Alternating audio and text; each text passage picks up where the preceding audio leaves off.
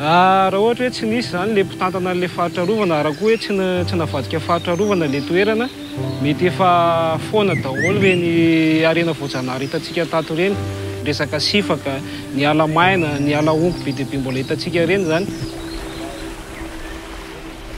Raha ohatra be zany doro tanety ao an-tanety ao, ilay tompon-drano baka any zany ilay ary mivarina amin'ny ranomasina aty, mahitototra zany ny vato agnaratova agnaty na sisin-tany, manimba ilay panjonoana aty koa zay. Tantely ity tsy velona raha tsy amin'ny ala, fa raha tsisy ny ala dia tsy velona io tantely io satria voninkazo alainy io.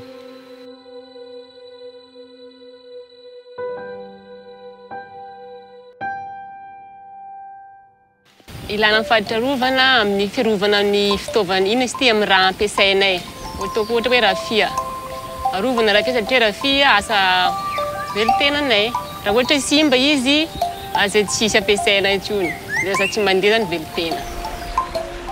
Tena misy lavanazy ny faritra Arovana Antrema ka.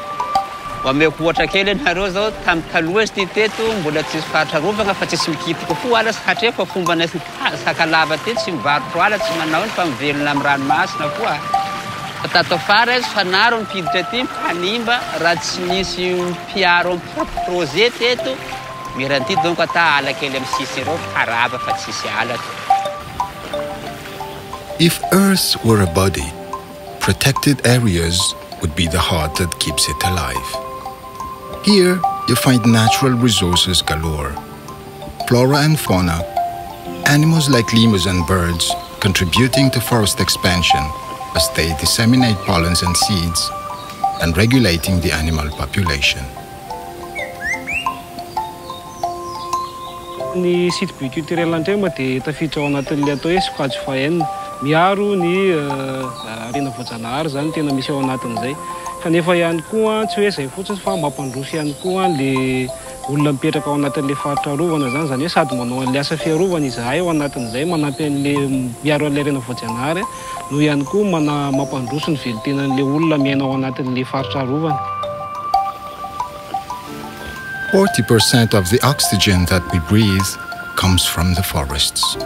50% of the medicines produced worldwide are derived from plants. 100% of the food that we eat comes from nature.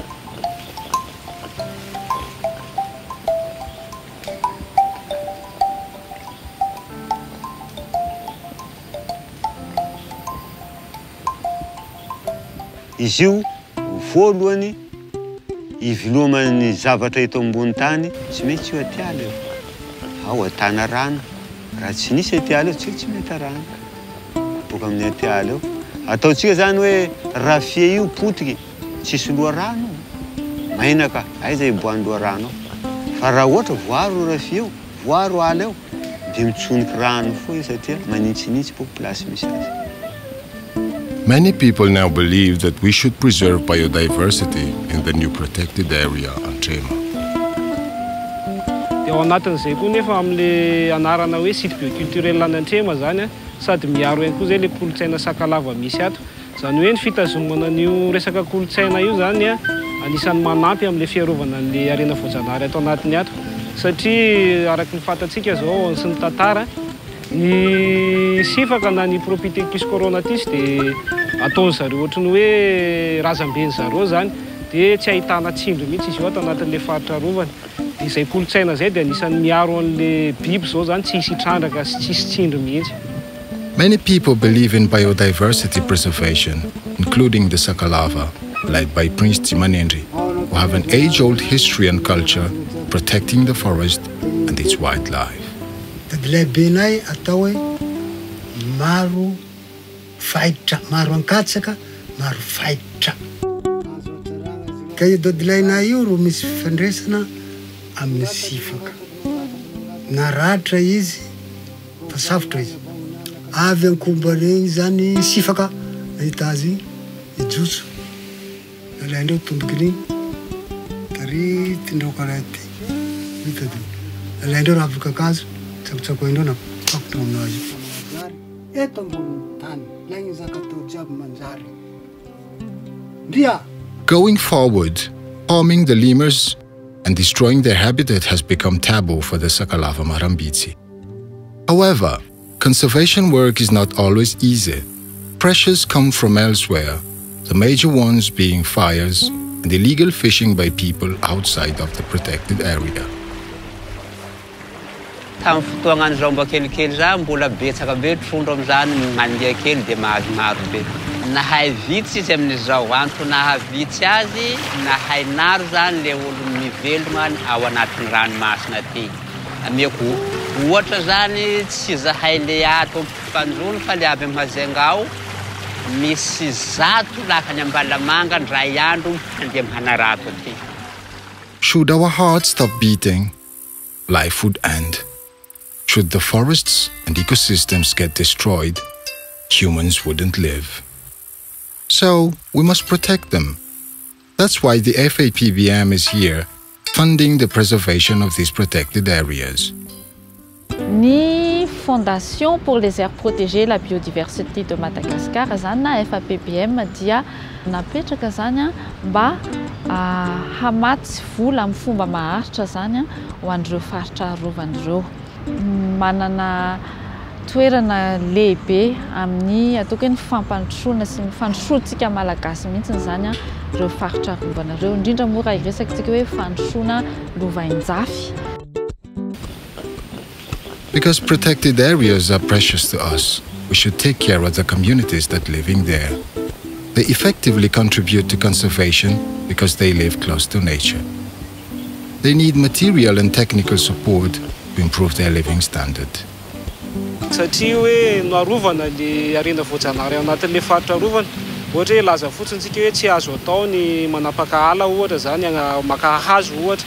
Dia hoe rehefa tsy azo atao zay inona zany ny zavatra hafa asoloana azy mba ahafahan zareo mampiditra vola. Dia izay no mahatonga an'ilay izy hoe manao sehapi-harena hafa zany na mitady zavatra hafa ahafahan zareo mampiditra vola. Ny asako taloha mpamboly na hatramin'izao aza mba mpamboly foa. Farafaran'le fambolena tato zany nisy fompina tantely teto Antrema. Tato afara amin'izay koa dia nisy mpanoagna momba ny fompina tantely manara-penitra. Dia nisy nagnano satria entim-parazana atao ka. Entim-parazana mety eo amin'ny 5 litres eo, fa ity robo moderne ty eo amin'ny 15 litres kareo.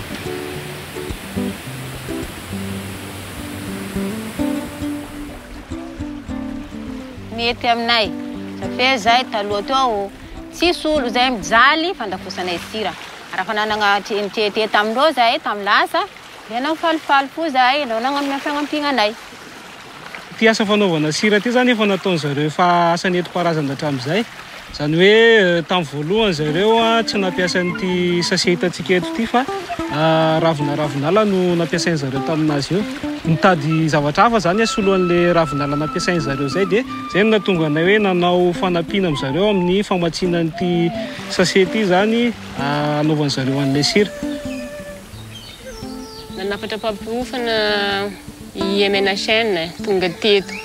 Nampofana anay makasika ny fanaovana rary satrana ohatran'ireny. Dia nanao nanenina. Roa paltelo ny atin'ny fahatsirovana Antrema dia ala satrana. Ka ny satrana zay da nisany économie verte.